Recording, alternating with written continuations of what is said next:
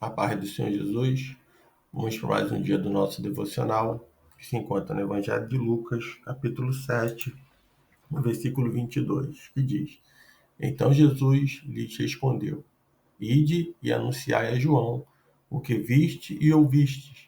Os cegos veem, os coxos andam, os leprosos são purificados, os surdos ouvem, os mortos são ressuscitados, e aos pobres anuncia-se-lhes o Evangelho. Então, estamos diante de uma passagem onde nós vamos ver a compaixão de Jesus por um profeta encarcerado.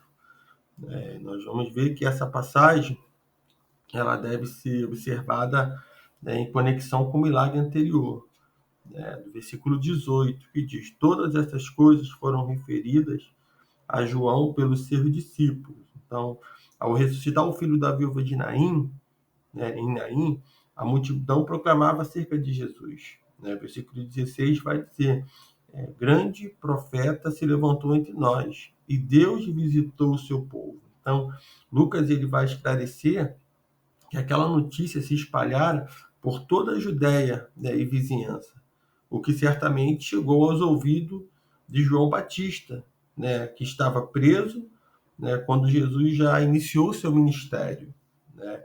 E Jesus ele vai responder a pergunta de João, né?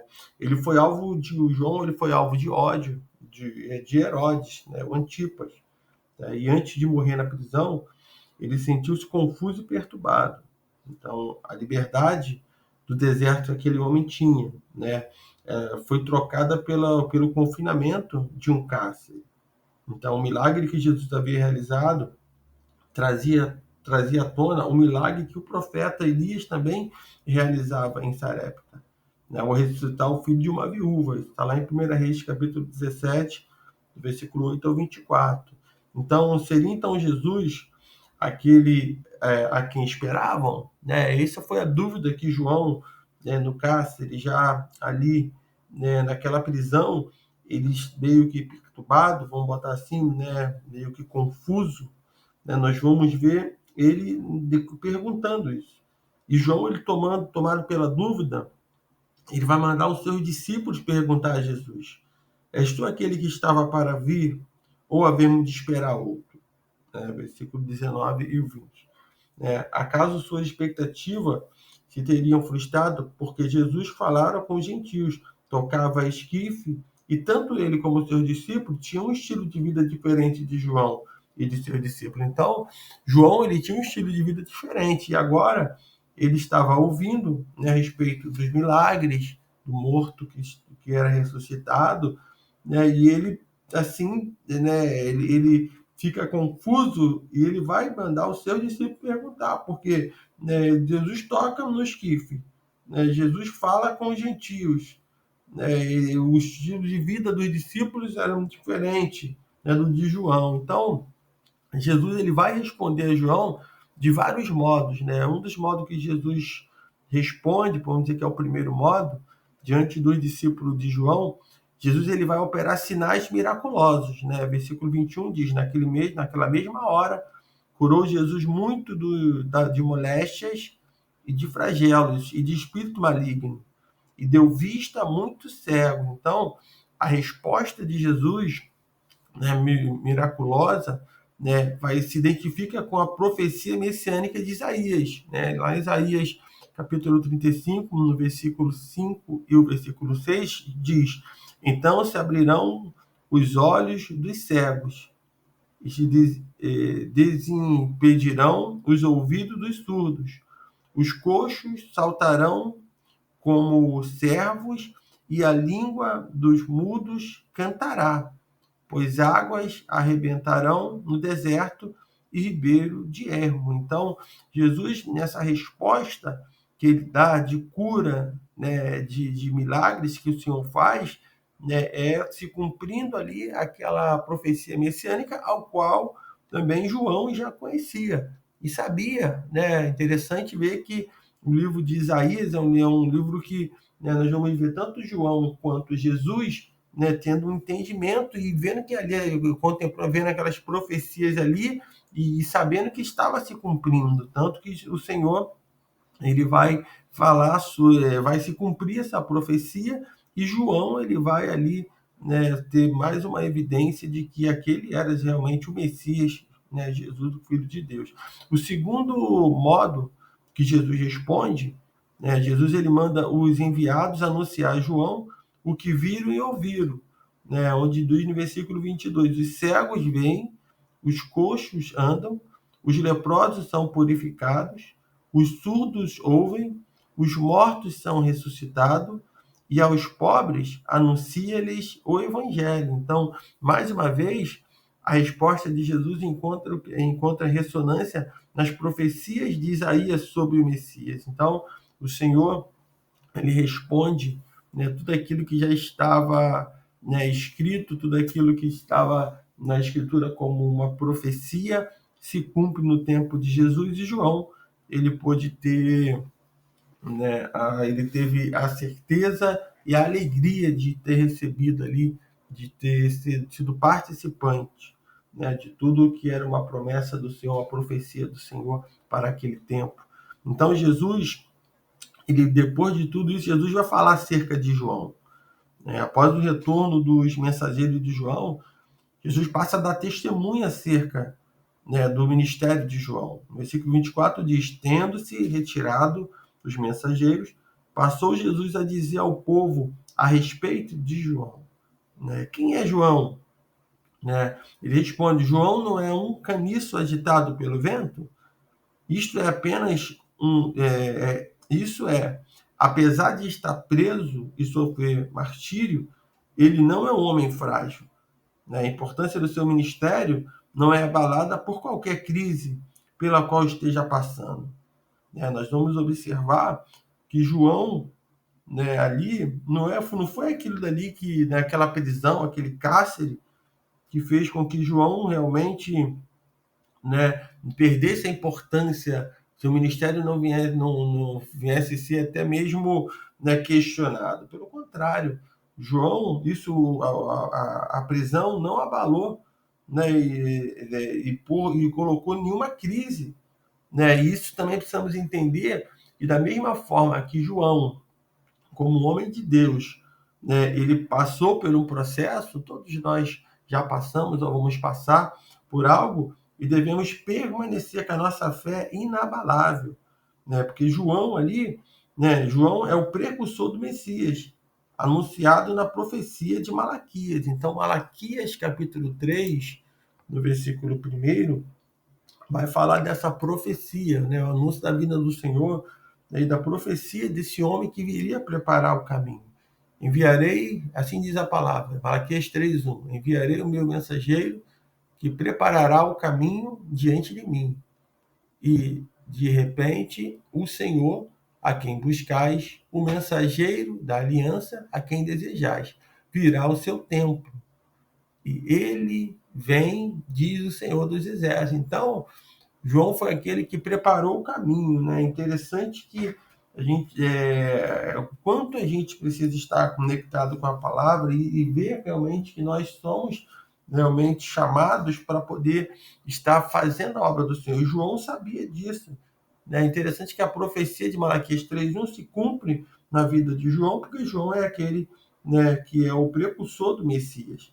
Ele é um homem humilde, despojado de vários luxos, né? Vamos ver no versículo 25 e no versículo 26, né, o próprio Senhor dizendo, né, quem saíste a ver? Um homem vestido de roupas finas? O que se veste bem e vive no luxo assim no palácio dos reis? Né?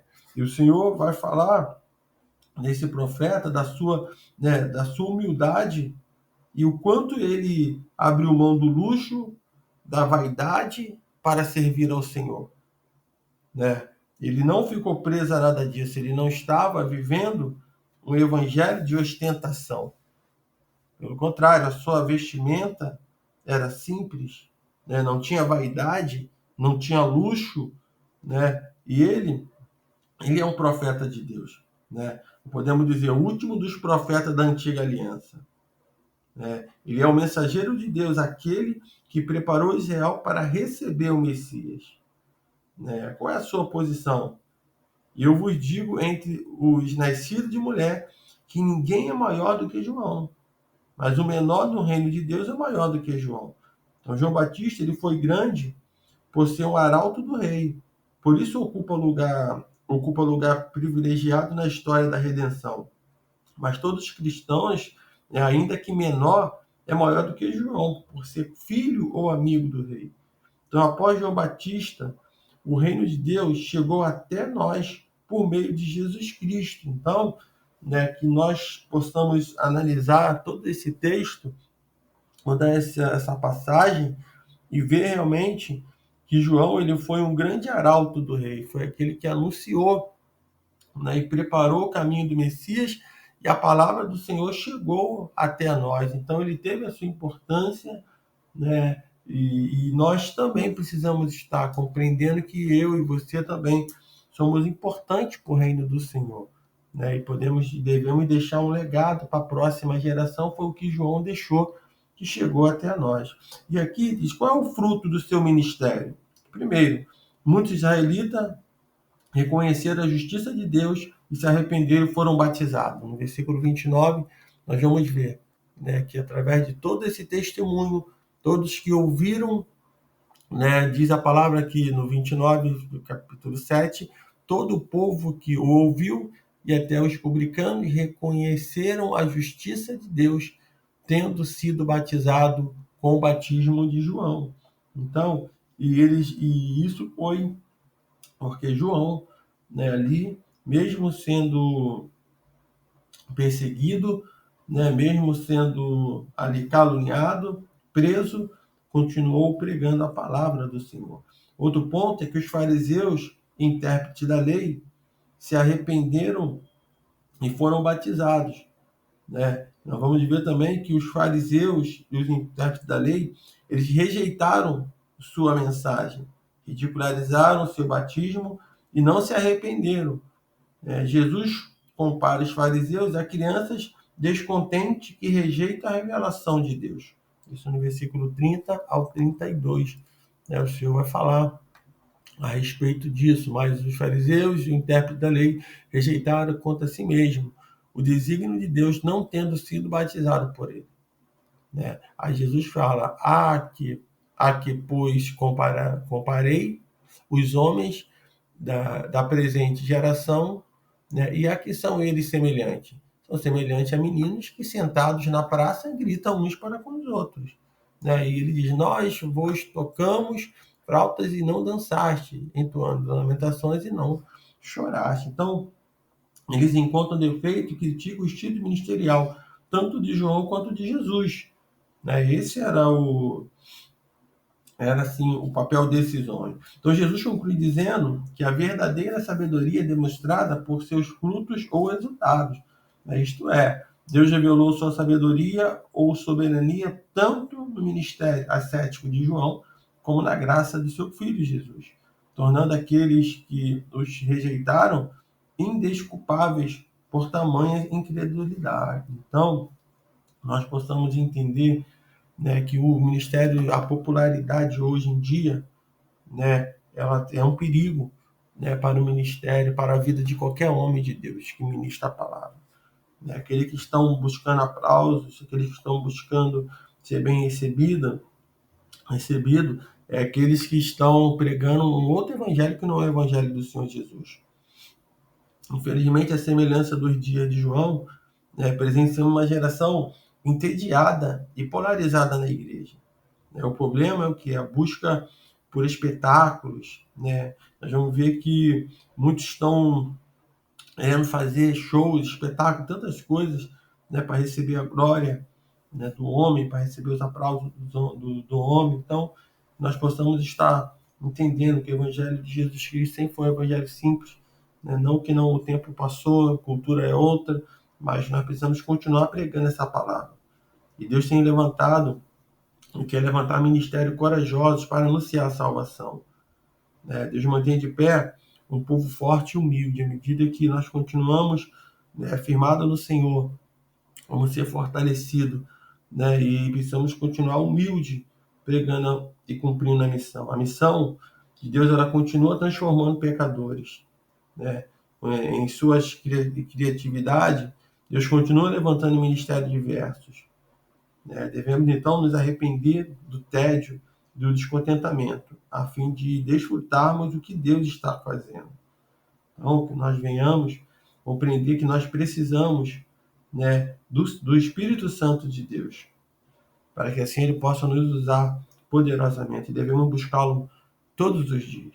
Devemos nos arrepender do excesso de críticas e de polarização na igreja, né? Muitas são as críticas, muitas são a polarização. Precisamos ser humildes para reconhecer ministério diferente do nosso, né? E todo ministério ele deve ter Jesus como centro. Então, que nesse dia você fique com essa palavra, medite nela, né? Para que assim o Espírito Santo de Deus ele continue te revelando, falando do teu coração. No próximo estaremos falando sobre a compaixão de Jesus por uma prostituta arrependida. Então, que você continue conectado, capítulo 7 de Lucas, onde estamos falando sobre, né, a compaixão de Jesus, né, que você também possa compartilhar com aqueles que estão, né, que você sim, tem sido tocado pelo Espírito Santo e seja um evangelista, né, e ajude alguém a crescer na graça e no conhecimento do nosso Senhor, compartilhando e até mesmo, né, abrindo o entendimento dessa pessoa para que assim ela possa continuar firmado pregando o evangelho do reino do Senhor Jesus. Que Deus te abençoe nesse dia.